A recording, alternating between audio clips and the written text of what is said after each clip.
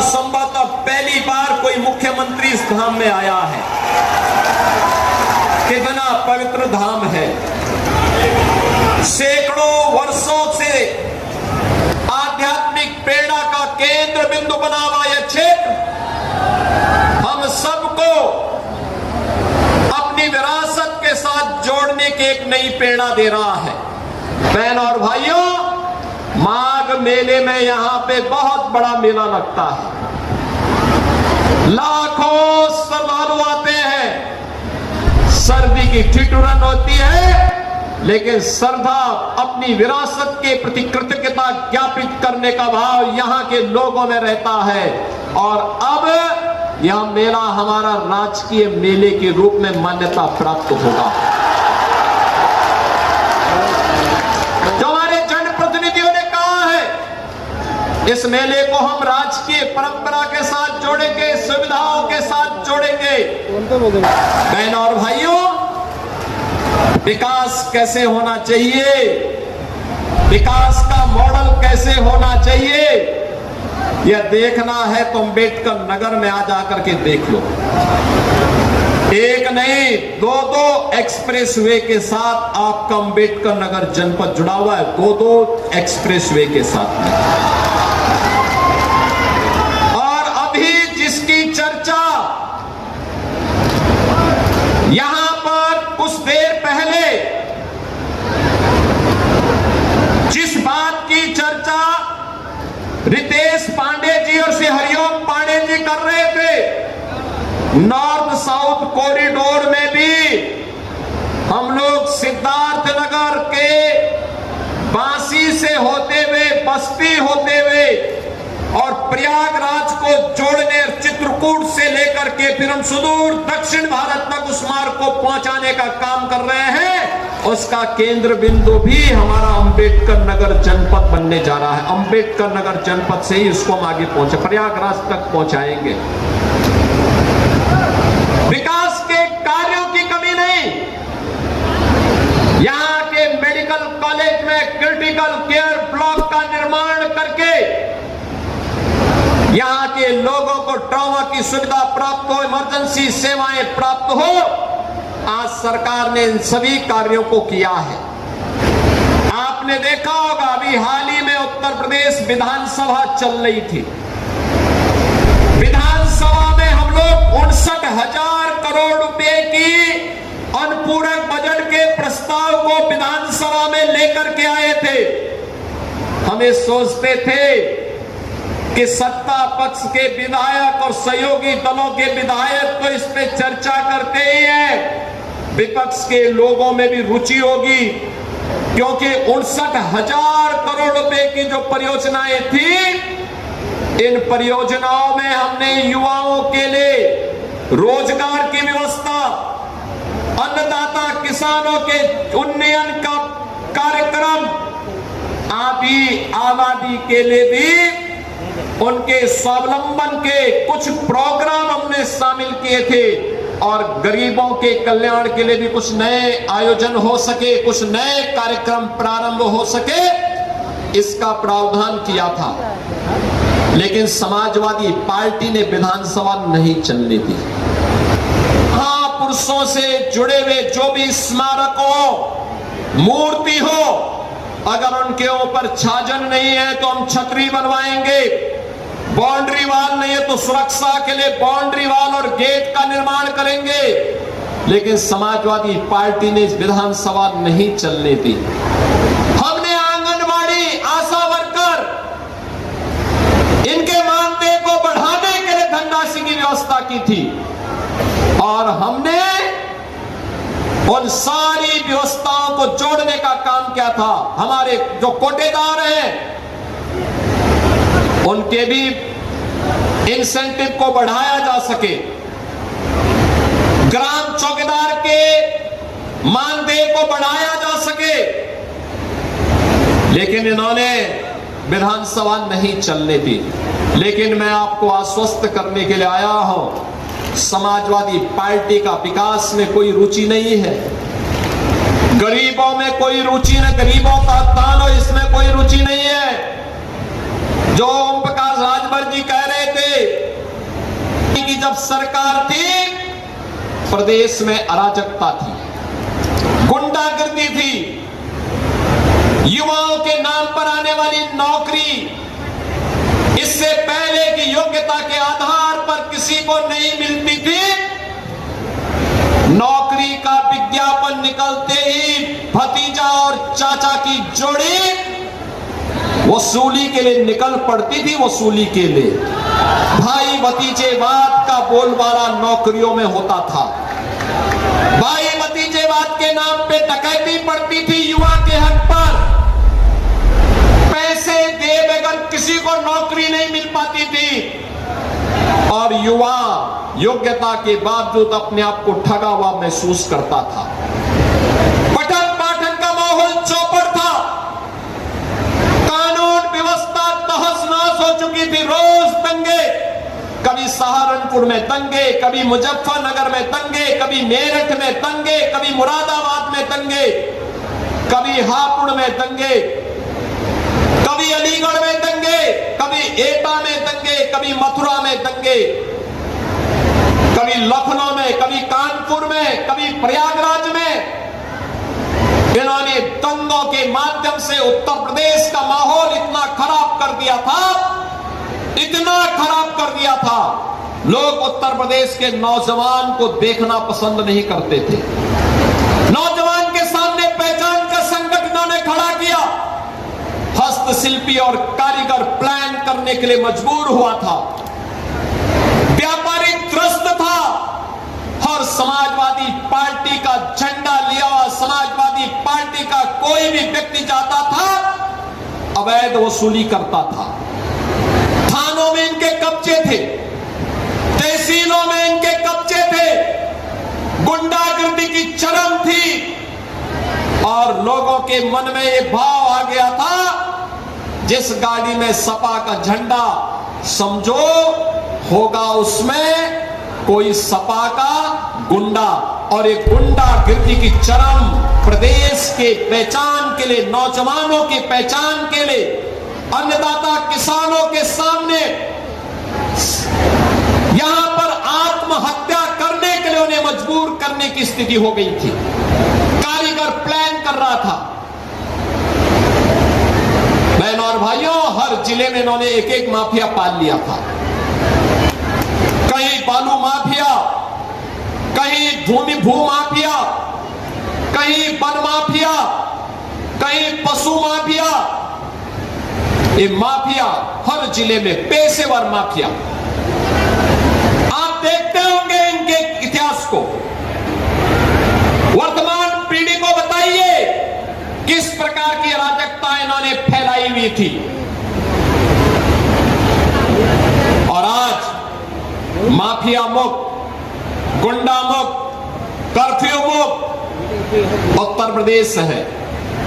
नौजवान के सामने पहचान का संकट नहीं, बल्कि नौजवान को नौकरी मिल रही है। 9 लाख से अधिक नौजवानों को हमने डंके की चोट पर सरकारी नौकरी दी है और हमने कहा है कि युवा के हितों के साथ अगर किसी ने खिलवाड़ किया तो उसके लिए जेल होगी और बाप दादों की कमाई को भी जब्त करके गरीबों में बांटने का काम कर देंगे।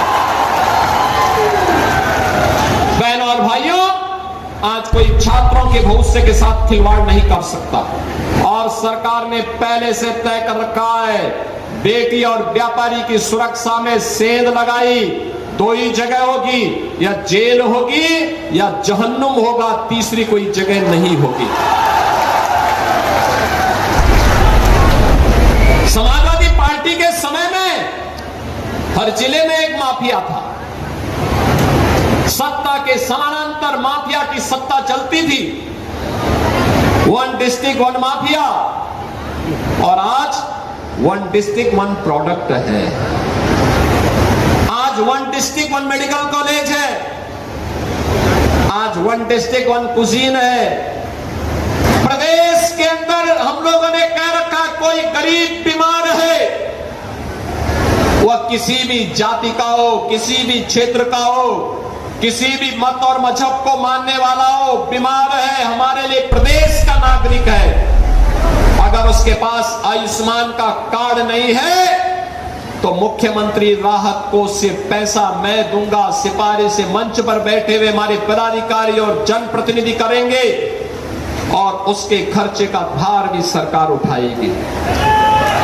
सत्रह के पहले मुख्यमंत्री को कहां फुर्सत थी, वो नोएडा नहीं जाते थे, लगता था कुर्सी खिसक जाएगी।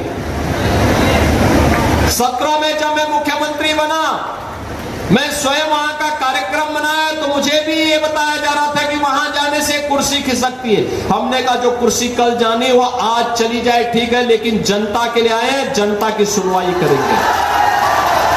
और पहले ये लोग डरते थे हम वहां इसलिए नहीं जाएंगे क्योंकि कुर्सी चली जाएगी, तो जनता ने कुर्सी हमेशा के लिए विदा भी कर दी है उनसे। बहनों और भाइयों, ये लोग 12 बजे सो करके उठने वाले लोग हैं। 12 बजे सो के उठेंगे, 2 बजे बबुआ तैयार होंगे और 2 बजे तैयार होने के बाद फिर उनके चच्चू उनको कुछ सिखाएंगे, फिर एक ट्वीट करेंगे, फिर जिम चले जाएंगे, जिम से वापस आएंगे, तब तक महफिल जम जाएगी और फिर उनको इतना होश रहता ही नहीं कि वह इस देश में है या फिर इस देश से बाहर कहीं और जगह है। तो इनसे जिनसे स्वयं को नहीं संभाला जा रहा है, वे प्रदेश को खाक संभालते, 25 करोड़ जनता को खाक संभालते और इसीलिए दंगे होते थे। इन दंगाइयों के सामने समाजवादी पार्टी की सरकार घुटना टेकती थी। और आपने देखा होगा संभल में एक गुंडे ने, समाजवादी पार्टी के एक गुंडे ने दंगा कराने का प्रयास कर दिया, उसको घुटने में ला करके आज नाक रगड़वा रही है सरकार, घुटने में ला करके। एक गुंडा बरेली में भी दंगा करवाता था, लगातार अव्यवस्था पैदा करता था। उसने एक बार धमकी दी, प्रशासन थोड़ा सहमा, मैंने कहा चिंता मत करो, तैयारी करो। उसने धमकी दी तो उसको एक बार आने दीजिए, एक बार में निपटो। और आप देख रहे होंगे कि मौलाना जेल में आज कष्ट उठा करके नाक रगड़ रहा है, कह रहा साहब बकस दो, एक बार जान बकस दो, आगे से गलती नहीं करेंगे, दंगा नहीं करेंगे। पहले इन दंगाइयों को मुख्यमंत्री आवास में बुला करके सम्मानित किया जाता था और आज जब कोई धमकी देता है कि दंगा करवा देंगे तो मैं कहता हूं आओ बच्चों थोड़ा दंगा करवा लो, मैं तुम्हें दंगा कराना सिखा देता हूं कैसा दंगा होता है। बहनों और भाइयों, आज यूपी नो कर्फ्यू नो दंगा और यूपी में है अब सब चंगा।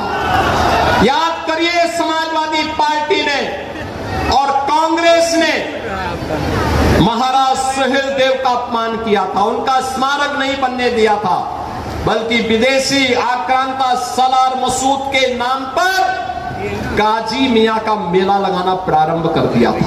हमारी सरकार आई, हमने कहा नहीं, किसी विदेशी आक्रांता के नाम पर कोई कार्यक्रम नहीं होने देंगे। आयोजन होंगे महाराज सुहेलदेव के नाम पर होंगे, आयोजन किसी विदेशी आक्रांता के नाम पर नहीं होंगे। और बहनों और भाइयों, आज उसी बहराइच में मेडिकल कॉलेज का नामकरण महाराज सुहेलदेव के नाम पर और 56 फुट ऊंची महाराज सुहेलदेव की भव्य प्रतिमा उनके विजय स्मारक के रूप में भारत के सनातन की ध्वजा को लेकर के भारत को गौरव की अनुभूति करवाती है। उसी स्थान पर महाराज सुहेलदेव ने सालार मसूद गाजी को मारा था 3 लाख की सेना के साथ में। आज महाराज सुहेलदेव के नाम पर आजमगढ़ में विश्वविद्यालय चल रहा है, समाजवादी पार्टी ये नहीं कर पाई। बहनों और भाइयों, यही तो कांग्रेस और समाजवादी पार्टी को खटक रहा है। अयोध्या को सम्मान कैसे मिल गया, अयोध्या को सम्मान कैसे मिल गया, यही उनकी समस्या है। क्योंकि समाजवादी पार्टी ने राम भक्तों पर गोलियां चलाई थी और कांग्रेस ने कहा था कि राम हुए ही नहीं, राम के अस्तित्व पर प्रश्न खड़ा करने का प्रयास किया था कांग्रेस ने। लेकिन बहनों और भाइयों, अब कोई राम के अस्तित्व पर प्रश्न नहीं खड़ा कर सकता। भगवान राम का दुनिया का सबसे बड़ा मंदिर आज अयोध्या धाम में बन गया है और लाखों श्रद्धालु अयोध्या धाम में आकर के प्रभु के प्रति अपनी आस्था को व्यक्त कर रहे हैं। बहनों और भाइयों, विकास और विरासत की यात्रा हम सबके गौरव को आगे बढ़ा रही है और गौरव की इसी व्यवस्था को आगे बढ़ाने के लिए आज अंबेडकर नगर जनपद में मुझे आने का अवसर प्राप्त हुआ है। बहुत शीघ्र उत्तर प्रदेश सरकार एक युवा नीति के साथ आने जा रही है। युवा ही नेतृत्व करेगा और युवा ही अपनी शिक्षा के लिए, अपने स्वास्थ्य के लिए, अपनी स्किलिंग के लिए, अपनी एम्प्लॉयमेंट के लिए हर जगह काम करेगा। लोक पुरुष सरदार वल्लभ भाई पटेल के नाम पर हर जिले के अंदर एक एम्प्लॉयमेंट जोन हम बनाएंगे, जिसमें युवा के स्किलिंग के साथ साथ उसके एम्प्लॉयमेंट की भी व्यवस्था होगी और लगातार सरकार इसके लिए कार्य कर रही है। हमारे जनप्रतिनिधियों ने जो मुद्दे मेरे सामने रखे हैं, सरकार इन पर कार्य करेगी। जहां बस स्टैंड बनाना होगा जरूर बनाएंगे, हॉस्पिटल जहां अतिरिक्त बनाने होंगे, हॉस्पिटल की क्षमता बढ़ानी होगी, जरूर सरकार करेगी। इंफ्रास्ट्रक्चर के लिए, रोड कनेक्टिविटी के लिए, टेक्सटाइल पार्क के लिए जो करना होगा करेंगे। और मैं आपको इस बात के लिए आश्वस्त कर सकता हूं कि समाजवादी पार्टी के गुंडों का कोई अवसर नहीं देना है। याद करिए, इस समाजवादी पार्टी के समय में इसी जनपद के एक होनहार कार्यकर्ता रामबाबू गुप्ता की हत्या समाजवादी पार्टी के गुंडों ने कर दी थी।